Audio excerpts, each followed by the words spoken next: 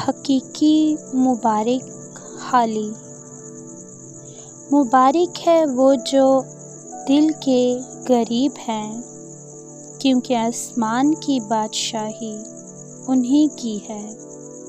मुबारक है वो जो गमगीन हैं, क्योंकि वो तसल्ली पाएंगे। मुबारक है वो जो हलीम हैं, क्योंकि वो ज़मीन के वारिस होंगे।